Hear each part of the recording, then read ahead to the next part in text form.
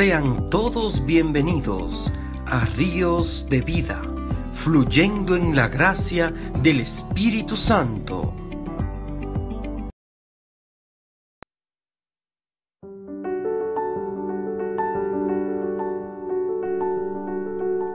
Dios les bendiga grandemente, hermanos y hermanas de Ríos de Adoración.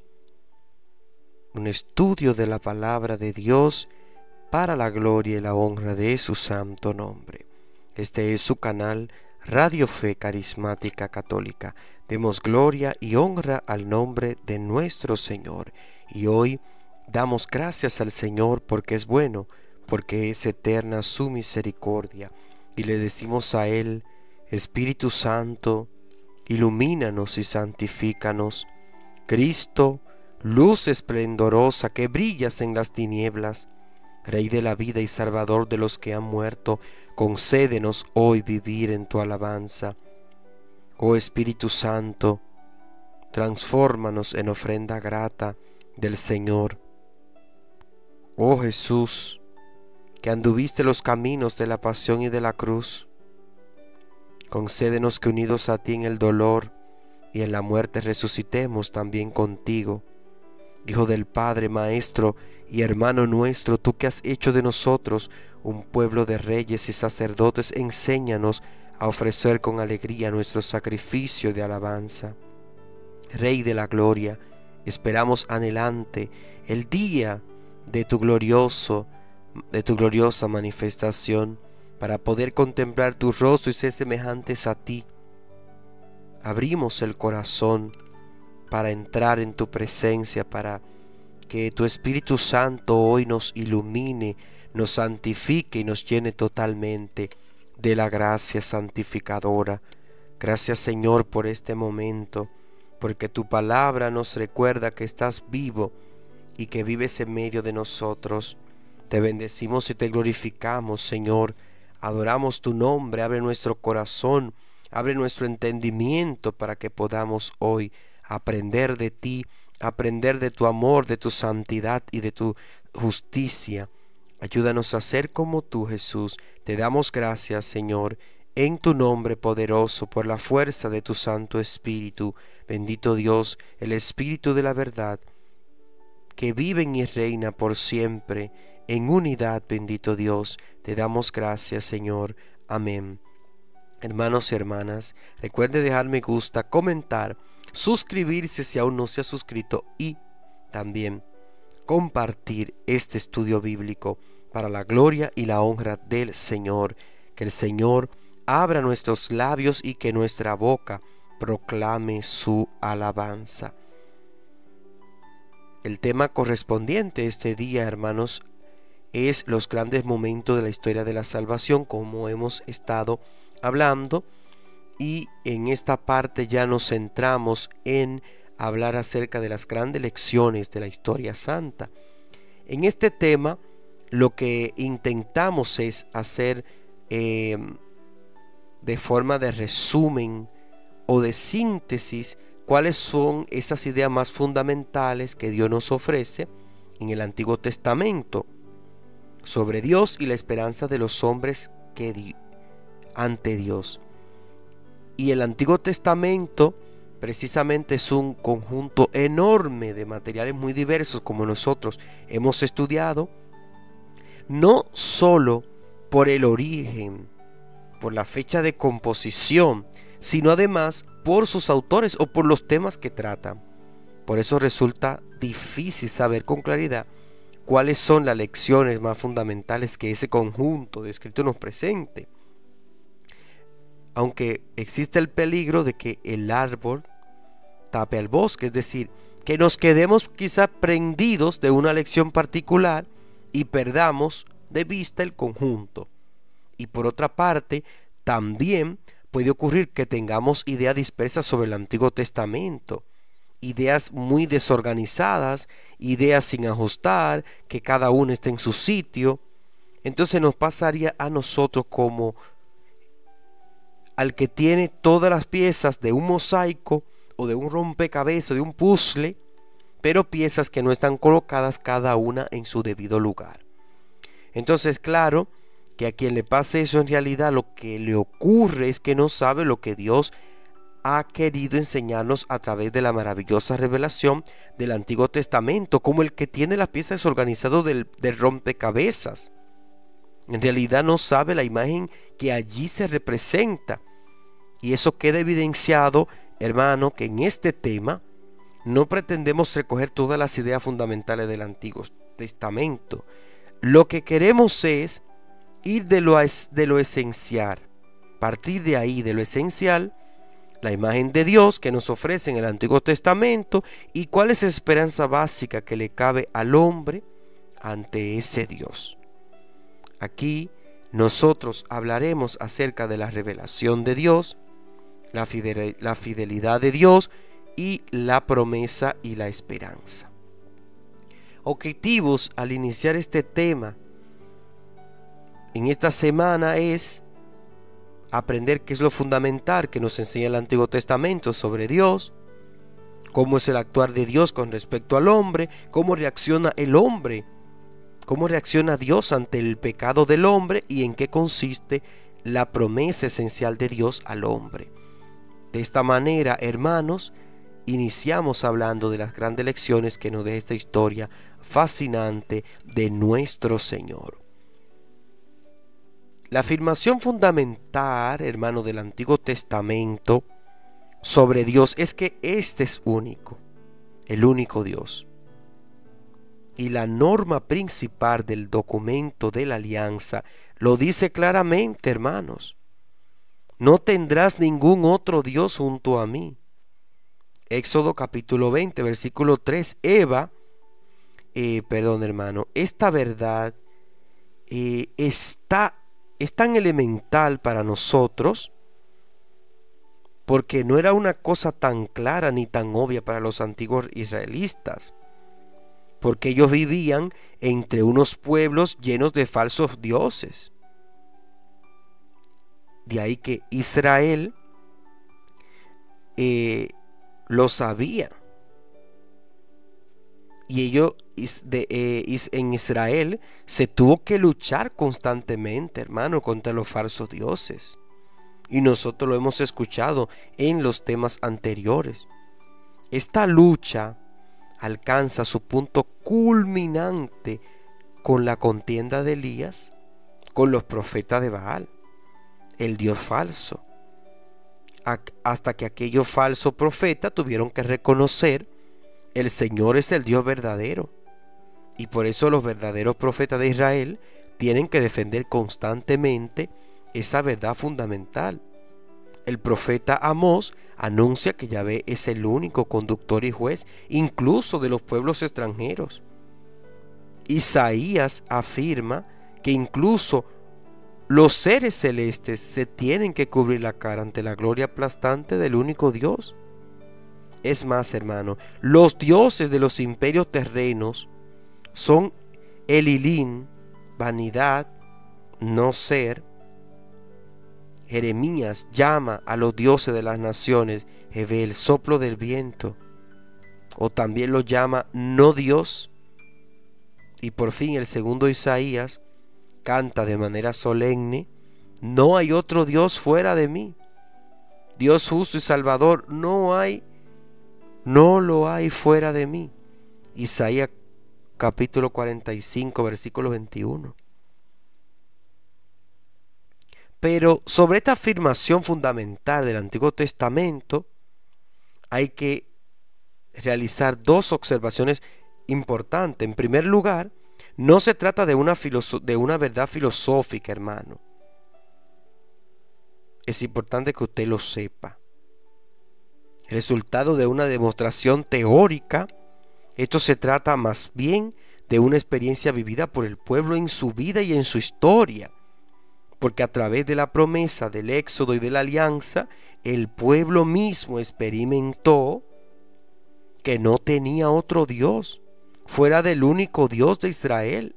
Escucha, Israel, Yahvé es nuestro Dios, solo Yahvé. Deuteronomio capítulo 6, versículo 4. Y en segundo lugar, hermanos, esta afirmación fundamental quiere decir que el hombre tiene seguridad. y su esperanza solo en el único Dios, por lo tanto que no se puede buscar ni seguridad ni esperanzas en lo que no es de Dios. Y esto quiere decir que quien pone su seguridad y su esperanza en lo que no es de Dios, el dinero, la profesión, la política, las relaciones humanas, en las cosas de este mundo, en realidad está adorando a otros dioses y es un idólatra. Hay que tener cuidado, hermano. ¿Dónde está nuestro corazón? ¿Dónde está nuestro tesoro? Y esto sí es importante para nosotros en la actualidad, porque nosotros no tenemos peligro de caer en el politeísmo filosófico o teórico, pero sí en el politeísmo práctico, hermano. Porque muchas veces ponemos nuestra confianza y nuestra esperanza, nuestra seguridad en la ciencia, en el progreso, en la política, en las instituciones humanas, en el dinero, hermano, en muchísimas cosas, en lo que sea. Y creer en el único Dios es algo terrible, arriesgado y comprometedor, ¿eh? Y esa es la lección fundamental que nos ofrece el Antiguo Testamento. Y nosotros, teniendo en cuenta que esto se refiere incluso, hermanos, a la institución religiosa y al culto sagrado, precisamente la polémica de los profetas contra el culto, de la que hemos hablado en el tema anterior, tiene como objetivo, hermano, último, el hacer comprender a la gente que también se puede poner la esperanza y la seguridad en el culto y en la práctica religiosa. Lo cual también es una forma de idolatría, hermano, porque un texto de Isaías lo resume perfectamente. Aquel día el hombre mirará a su Hacedor, sus ojos contemplarán a su Santo de Israel y ya no mirarán a los altares hechuras de sus manos. Hay que mirar a Cristo, mirarlo a Él y saber que ese Dios de la Biblia trasciende el espacio, es decir, no se puede identificar con nada de lo que se localiza en algún lugar, hermanos. Si los cielos de los cielos no pueden contenerte, cuánto menos esta casa que yo te he construido. Primera de Reyes 8:27. Por eso Dios pudo incluso, hermano, destruir el templo, que consideraba el lugar de la presencia de Yahvé, pero por eso también Dios no está ligado al cosmos, hermanos, que es lo mismo que expresa de manera poética el Salmo 139, su versículo 7 y siguiente. De tal manera que incluso el ejército del cielo está a servicio de Dios. El Dios de la Biblia, hermano, trasciende también el tiempo. Por eso Dios es el creador de todo desde el comienzo, como lo proclama el libro de Génesis. En su capítulo 1 y versículo 1 y siguientes. De ahí que antes de que los montes fueran engendrados, hermanos, antes de que naciesen la tierra, el orbe, desde siempre y hasta siempre, tú eres Dios, Salmo 90. Por eso Dios es el primero y el último. Isaías capítulo 44 versículo 6. Bendito sea el nombre de Dios, porque Yahvé es el Dios de la eternidad. Génesis capítulo 21.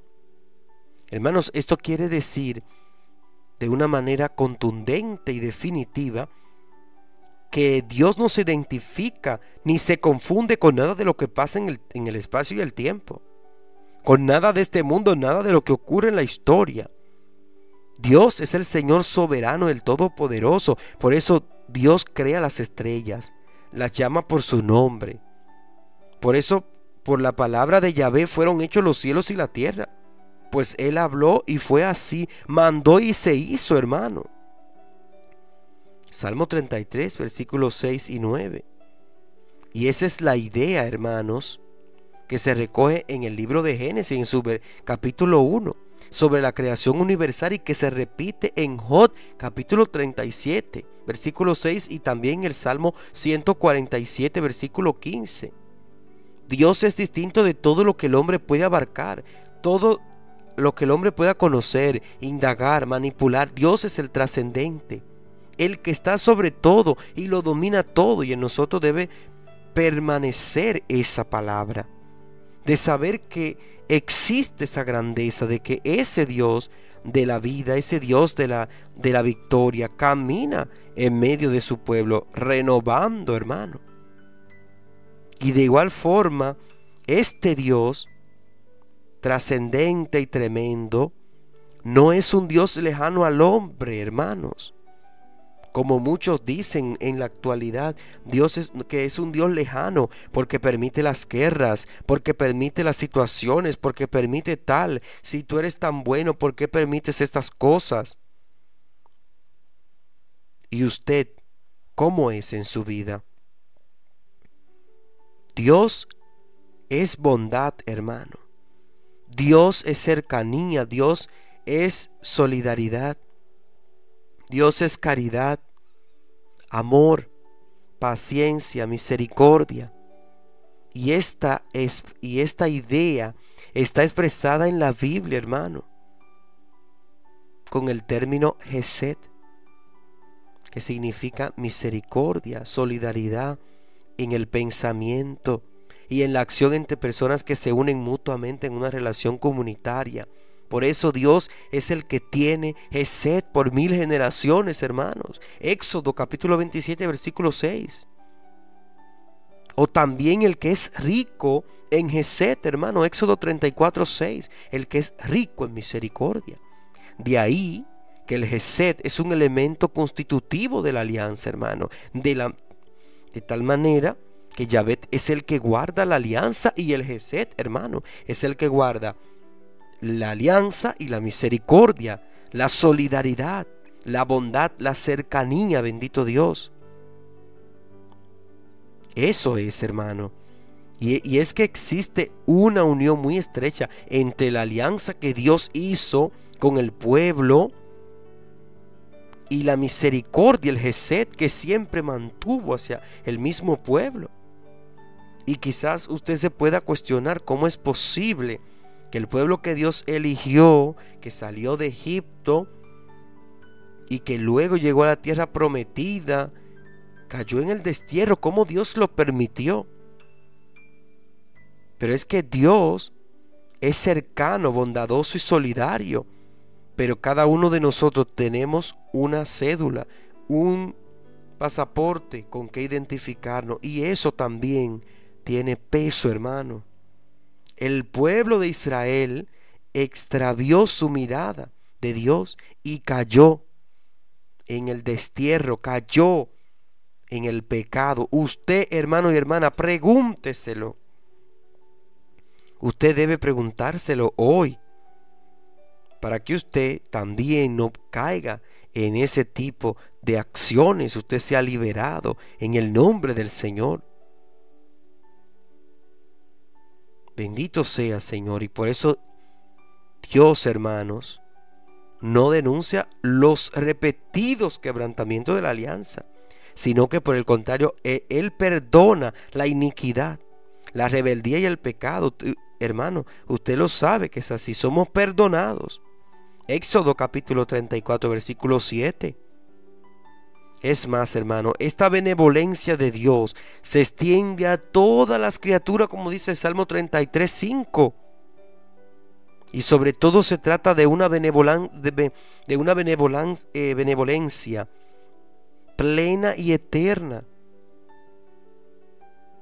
Y así se expresa mediante el término Hasid, hermano, que designa la plenitud permanente del Hesed. Hermano, Dios es esencialmente bondad, cercanía, solidaridad con el hombre, incluso con el hombre pecador y malo, y hasta incluso con todas las criaturas. La idea central de la Biblia respecto a la fe, hermano, es Dios. En Dios no es el temor, hermano, sino la solidaridad llena de Hesed, llena de cercanía, de bondad. Pidamos al Señor que nos ayude a poder encontrarnos con Él con el Dios de la benevolencia, con el Dios cercano, con el Dios que no está alejado de aquellos que le aman. Porque nosotros también en nuestra vida, según nuestro comportamiento, tenemos una idea que cumplir, tenemos un mandato que cumplir, y hay en nosotros una responsabilidad también, mediante el cual nosotros podemos acercarnos al Señor. Y debemos saber permanecer en Él para agradarle a Él y hacer su voluntad, hermanos. Hacer esa voluntad de Dios. Demos gracias al Señor porque es eterna su bondad en nosotros. Porque Él es cercano a nosotros y nos ama grandemente con su luz. Y en resumido este tema de hoy, la afirmación fundamental del Antiguo Testamento sobre Dios es que este es único, y esto quiere decir que el hombre tiene seguridad, tiene su esperanza solo en el único Dios, hermano, y que Dios trasciende todo lo que ocurre en el espacio y en el tiempo. Dios está por encima de todo lo que el hombre puede comprender y manipular. Y lo más maravilloso que hay en Dios es su benevolencia, su cercanía al hombre y sobre todo su amor y su misericordia. Por eso la justicia de Dios es su acción salvífica en favor de todos, sobre todo en favor de los más débiles. Bendito Dios, de los más débiles, de los que sufren.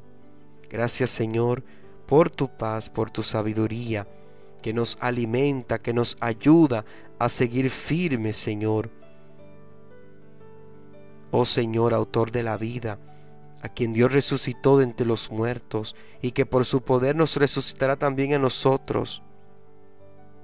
Ayúdanos a confiar plenamente en ti, en tu palabra. Dios Todopoderoso, llénanos totalmente de tu gracia, porque solo tú haces proezas con tu brazo, Señor. Solo tú dispersas a los soberbios de corazón. Solo tú derribas del trono a los poderosos y enaltece a los humildes. Solo tú a los hambrientos los colmas de bienes y a los ricos los despide vacíos. Gracias, Señor, por amarnos en tu luz y tu salvación. Te bendecimos y te glorificamos. En el nombre del Padre, del Hijo y del Espíritu Santo. Amén. Shalom, shalem, hermanos. Bendiciones.